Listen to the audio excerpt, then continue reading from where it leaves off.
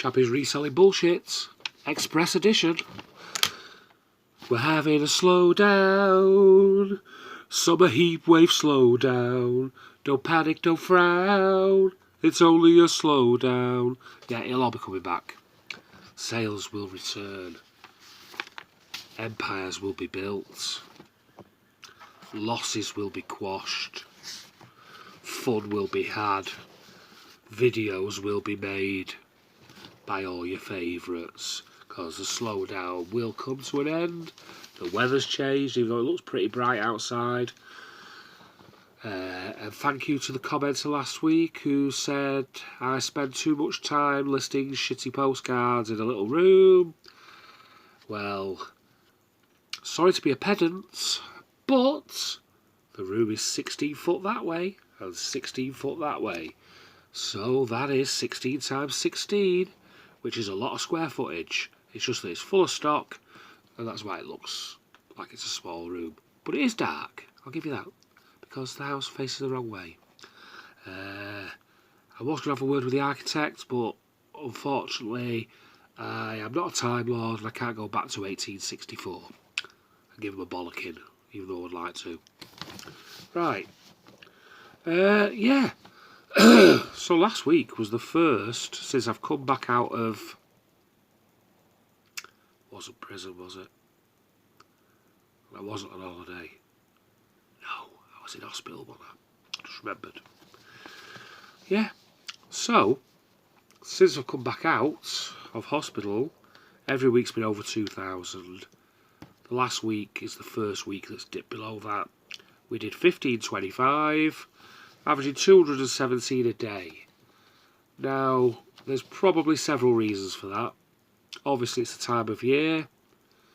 We're getting into July now, well into July. The kids are off school. A lot of the collectors will be away on holiday. A lot of the collectors will be buying at antiques fairs and other outdoor events. But also, this week we had two of the hottest days of the year so far. And I think one of the days... Look at that, I had a shave yesterday. Look at that. I feel like Ryan Giggs. You remember Ryan Giggs? He used to have about 3 shaves during every football match. Must be this hot weather. Anyway, as I was saying, so we had some of the hottest days of the year.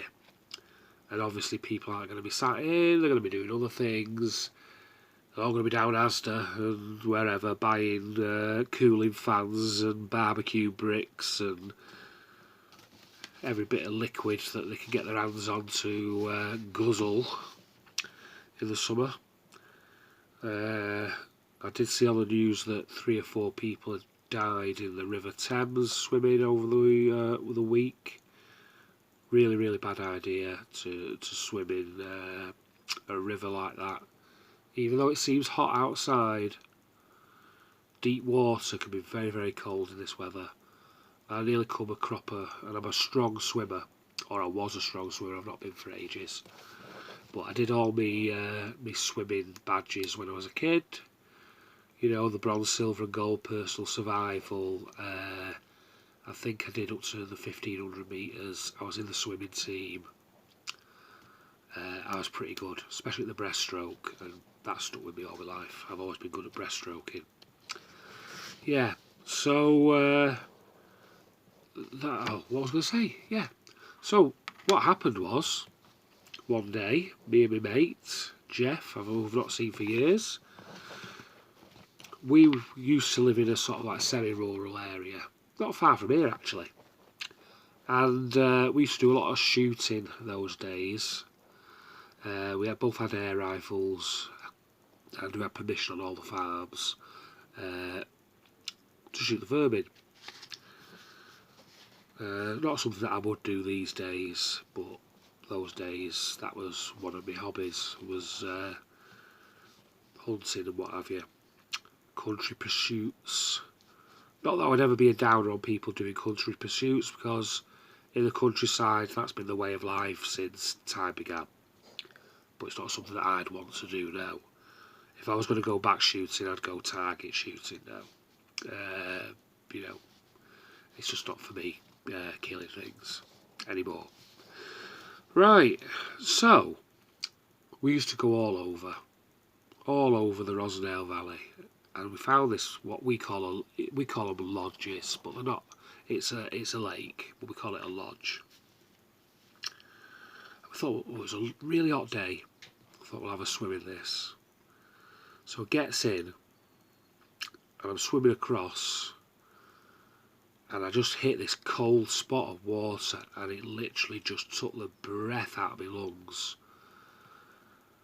And I got a bit of a panic on, but I managed to swim and just about get to the other side and get out the thing. But I could have quite easily drowned there. And at that time, like I say, I'd just done my 1500 metres swimming. And, I could regularly just do 100 lengths at the pool and never even worry about it. I was a strong swimmer. I was a young lad, and I was pretty fit those days in terms of stamina and what have you. But it's it nearly caught me out, and some of those people who unfortunately succumbed to this last week, just a word of warning for anyone else, in hot weather, stretches of water can be deceptive and they can still be very dangerous, so be very, very careful with that. If you want to go and swim, go to a swimming pool where there's lifeguards and what have you, rather than messing about with stuff like that. But back onto eBay. Yeah, it was a slow week. There's a few reasons for this. Obviously, hottest days, but not a lot of listing got done last week because it was a sourcing week. So obviously that would have probably been about 1900 if we'd have been listing like we normally list, because stuff sells straight away, or some of your stuff sells straight away. I mean, I was listing last night and some of it sold this morning. But I say we've been sourcing. I've bought from 2 auctions. I spent 4,000 at one auction and 5,000 at another. We're covered now for stock. We already had loads of back stock anyway, but what we've bought is quality, real quality. We've bought £4,000 worth of shipping memorabilia, badges and stuff. And just to give you an example of the quality of the stock, that's just one of the items there. It's an Art Deco Bakelite cigarette case with the name of the ship on it. That will have actually come off the ship, mint condition. And we've got hundreds, if not thousands, of items like that. The second auction was Militaria, which, we sell a lot of Militaria, and we spent £5,000 there. So, we've sort of fine-tuned our tactics over the last couple of years. At one time we used to be out all the time buying, but as the years have gone on, the backstock's built up because we don't list everything straight away, which I think really everybody should do, but it never seems to happen. And we've been buying bigger and bigger job lots of items. But the way I look at it now is, I don't know if any of you ever watch a series called Gold Rush on, I think is it on Discovery? I think it's on Discovery, and on the History Channel. Now I liked Gold Rush. I usually watch it on YouTube these days because I just can't be arsed bothering my TV and that over there, the Virgin. I just can't be arsed with it. So I tend to watch everything on YouTube or Netflix or something. So in Gold Rush, you might be familiar with a character in Gold Rush called Tony Beats. Now, he's one of the big landowners up there. He's got a massive operation. He's bringing the old-time dredges back into use. He rents land to other gold miners, etc. Very, very successful man, very driven. He's got his whole family working for him. He's admirable. He's a Dutch. He grew up in Holland.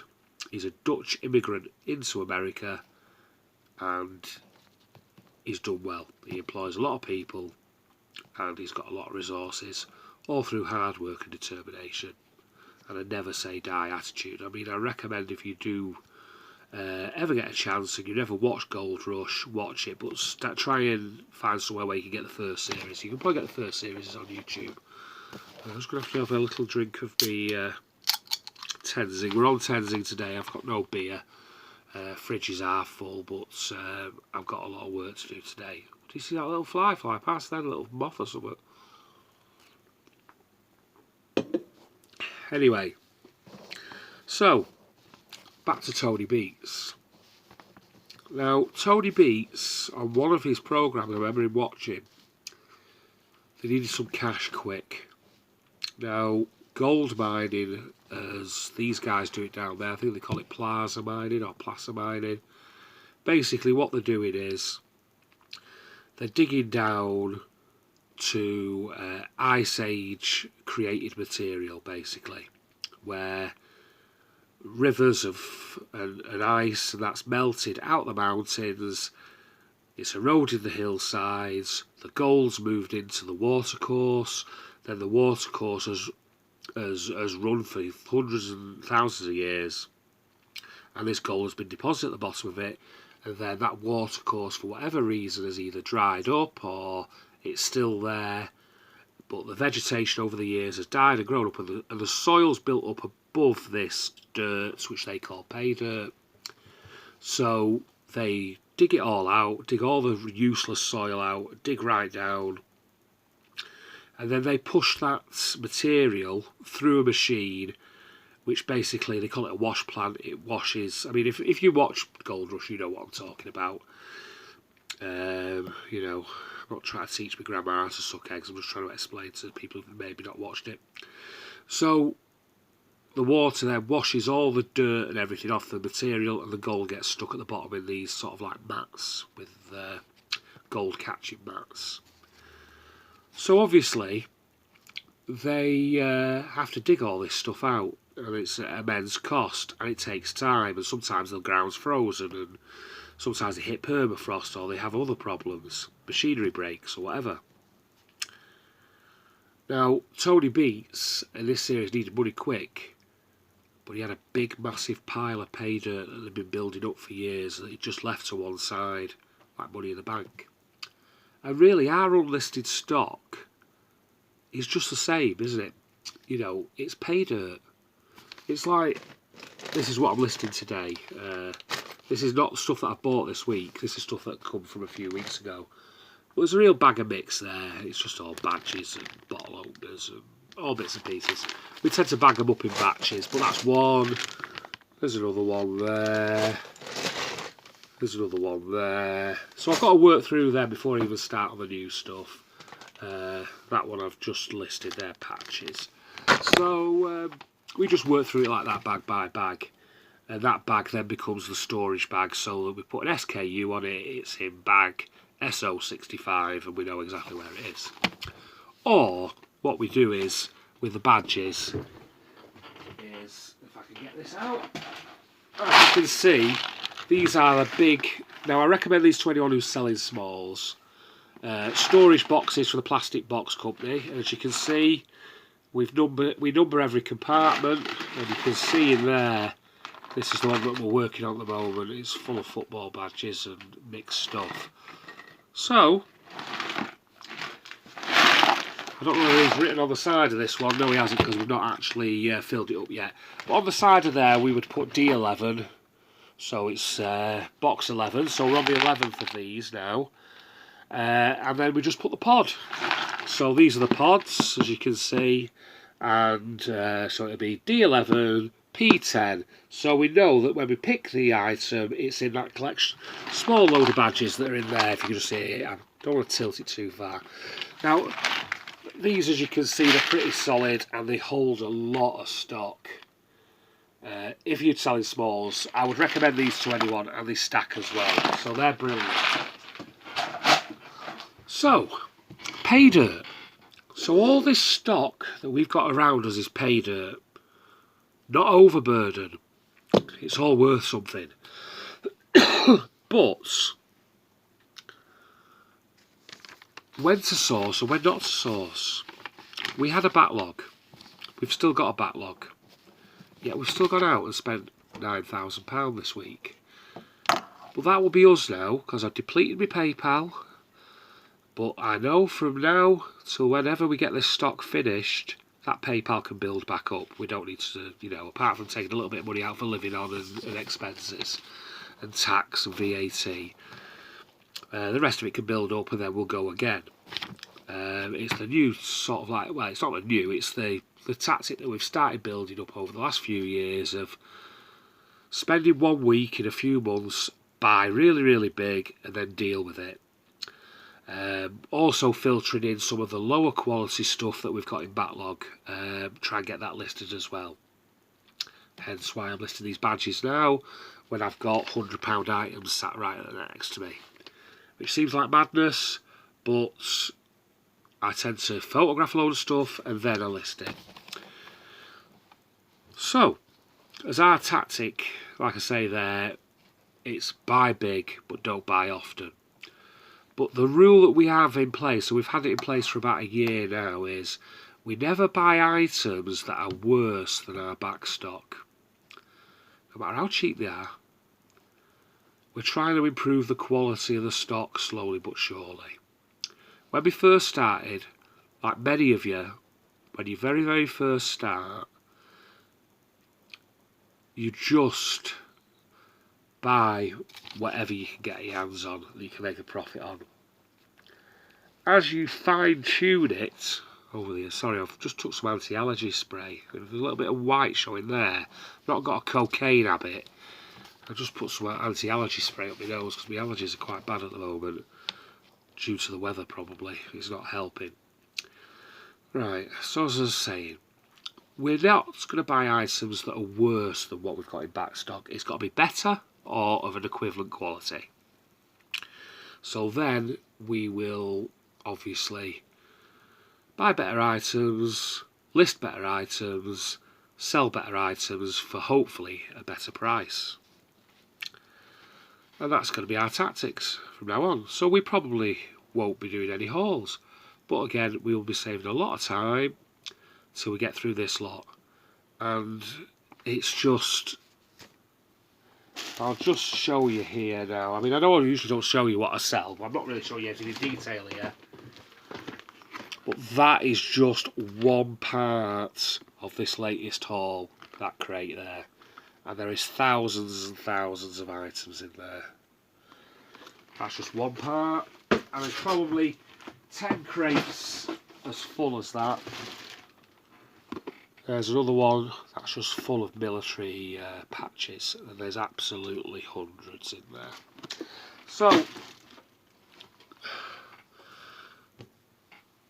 that's our tactic. Source big, list often. Right, so I hope everyone else's sales are not too disastrous, but I would say don't panic if they are. Just keep going. I noticed that here's sales have started picking up a little bit. So that just shows you that you know, you keep at it and stick at it. And I do wish him good luck in his new career. And I think he'll do really, really well. I've got a good feeling about that. You know, he's going to get a nice, decent wage coming in, and he can still keep his eBay ticking away in the background and build it up without any pressure. Buy better stock and obviously as well sit around and wait for the better prices rather than selling it too quick because you need the money to live off. So that's going to be great. Yeah, so that is it really in terms of a little sum up. We've not done any of the little bits and pieces, have we? We'll do a couple of little bits of poems and a couple of quotes to inspire us for the weeks ahead. So, how's everyone else's sales been? Good, bad, indifferent? Are you bothered? Are you panicking? Or are you just ticking along knowing that this is what happens and then it'll soon come back? We still get that little bit of panic on a bad day. Well, I do. Edward couldn't get less. He doesn't worry about it. He's more philosophical than I am. But I have a bad day and I suddenly think, oh, 47,000 items I've got on, nobody wants them. Why don't they want them? They must all be rubbish. Yet the day when 50 and 60 of them sell in one day, I don't suddenly think, oh, it's all fantastic. You know, it's... But when it gets to the negative days, it's very, very easy to slip into that self-doubt. Should be doing it now, but when I spoke to the guy at the post office who's owned our local post office for 20 odd years, it's a main post office, he owns the franchise there, he says he panics on quiet days because, you know, he just can't help it. He's got 4 staff to pay for, and you know, he's got to budget and what have you, and he still panics after all these years. So it's pretty much natural. So let's have a look now at yeah, we're doing another John Cooper Clarke, just a quick one this week, and it's called The Hagee Gardens of Basildon. Bluebirds sang our favourite tune that scented summer's afternoon, when the shadows vanish and the flowers swoon. It's her sweet smile that dazzled them, by Hagee Gardens of Basildon. So long, Charlene, see you shirl, I'm strong in it with an Essex girl, one of the several wonders of the world. Turn left at Dagenham for Hagee Gardens of Basildon even. The redwood forest is a bunch of sticks, the wall of China's just a pile of bricks. The pyramids mean less than nicks. It's the A13 to travel on to the Hagee Gardens of Basildon. I beg your pardon, I said the Hagee Gardens of Baden. No, the Hagee Gardens of Basildon. So there you go, all you Basildon boys and girls. You've got a poem written about you by John Cooper Clarke. How great is that? Now, Winston Churchill quotes, I had a couple in here that were really, really good. Yeah. If you have an important point to make, don't try to be subtle or clever. Use a pile driver. Hit the point once, then come back and hit it again. And hit it for a third time with a tremendous whack. So you're trying to get your message across on YouTube. Just batter the audience into submission. Just keep repeating yourself, like we all do. Right, we've done the pessimist one, didn't we, a couple of weeks ago? Yeah. There's no time for ease and comfort. It's time to dare and endure. So that's me this week. I've dared and endured. Been at 2 auctions. Spent a chunk. Now I've got to endure and bloody list a chunk. I feel overwhelmed. Don't know what to do. Might even turn back to drink. But I doubt it. Yep, so that's our Churchill quotes for the day. Benjamin Disraeli quotes.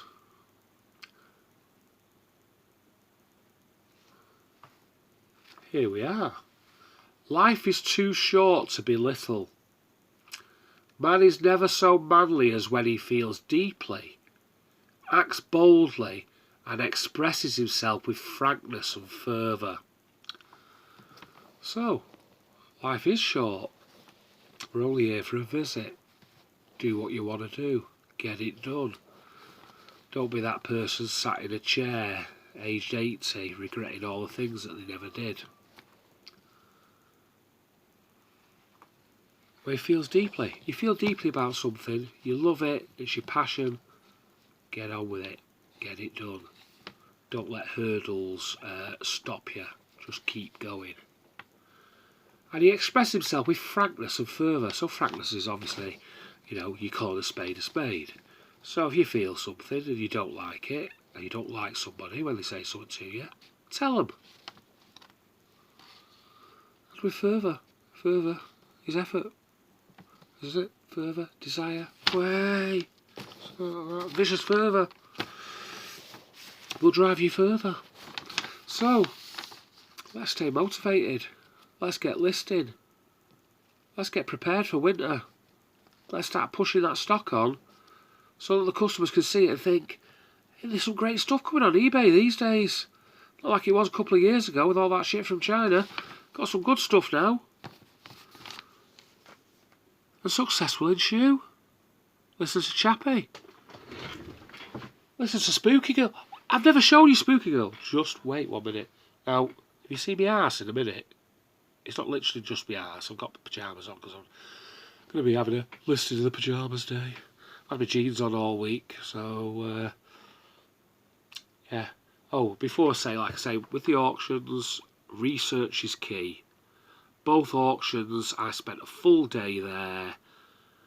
So I had 2 trips. One trip to do the viewing. I bid online, wrote everything down while I was at the viewing, number of items, and then I went to pick them up. Then the next one I did the same thing. So all week I've been away every day. Right, spooky girl. If I can get her off the wall. Yes. Now this was an accidental purchase, or well, it was part of a job lot that I bought once, and this painter was in there, and I've never had the heart to sell it. As you can see, it's a very, very old painting. You look at the frame at the back, probably Victorian, I should imagine. And this is my lucky charm. Now Edward says that's a boy, which it probably could be, but I call her Spooky Girl because she's got a dress on.